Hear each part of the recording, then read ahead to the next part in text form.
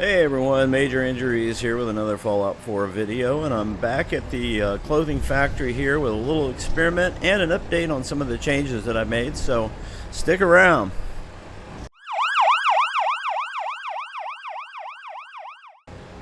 Alright, today what we're going to do is we're going to run this factory for a full hour and just see how many items we can build in an hour. And then we're going to cash it out and see how much money we can make for that hour. Now, this is not going to be an hour long, so don't worry. I'm going to actually cut out here in just a moment, and we'll, start back up as soon as we get everything done. But, so it'll be a nice short video, but I want you guys to share with me here. Also, I got some updates. Let's first get the building going here. So here's the materials we're going to use. We're either going to run out of materials or we're going to run for a full hour. So right now it is exactly 8:49. So we're going to write that down, 8:49. And we're going to see just how long it takes. I think we'll build 40 of each item from my calculations. So from my calculation, this should be 40 items of each one of the outfits. 320 outfits total. I put a little bit of extra adhesive in there in case they don't go proper. And yeah, we'll see. We'll either run out of material or we'll go a full hour, and then we'll just sit down and see where we're at. So let me quickly run through some of the changes while this is running. Here's the outfits that we're actually making. I did get them all set up here. This is a new outfit here. I was doing a sweater vest and slacks, but I only got, I think when I looked it up, you can only make like 15, I think it was, something like that, 15 caps. And this I can get 22, so I can definitely make more. So I wanted to try to make as much as possible. But yeah, I got a little showcase set up here of everything we're going to build. Alright, so we'll let that go. Let me run up and show you some of the differences. You remember we had four floors in the last video when I first showed it to you. I have gotten rid of that fourth floor and the hopper that was dropping down to this area right here, and instead, like I mentioned, we just had the lift going directly up and around and feeding right into the lanes here. I've also got rid of the sorter, like I mentioned in the previous video as well. There's really no reason to have it. I'm just going to be throwing the materials in here that we're going to be using, so there's no sorting actually required. So yeah, it's going to be nice and simple. Pretty excited. So we got that all done fairly easily, actually. I was surprised. And then the last thing was the lights going on and off, and we just ran a separate power from right about there. I don't know if you can see it. We just ran this power line all the way around, and the lights are by the power line that's got full power all the time. So yeah, so we're rocking it. Everything's fixed. Everything's working like I wanted it. I even got rid of, if you remember, there was a panel right here. Got rid of that, put a regular glass panel in. Yeah, I think we got everything working. I still waiting for the suggestions on what are we going to do with this big space right here.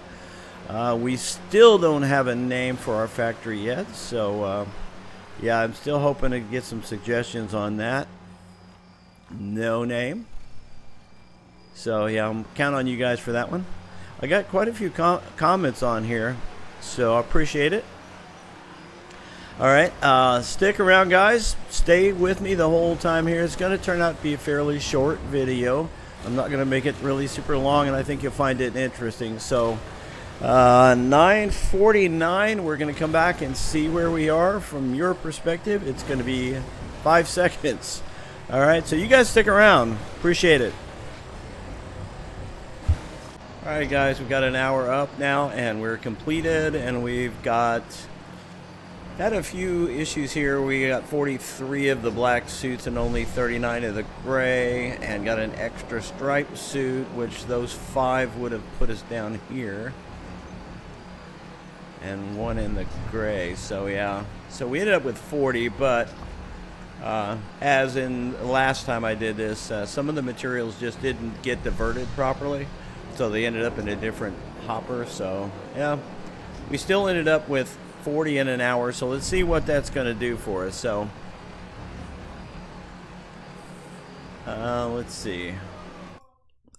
We take a look at it. If we did 40 in an hour, and you can see the caps per item that we're going to get for the dress, the denim, the blue dress, the pink dress. Those are the caps that we're going to get for a single item. And then the total caps,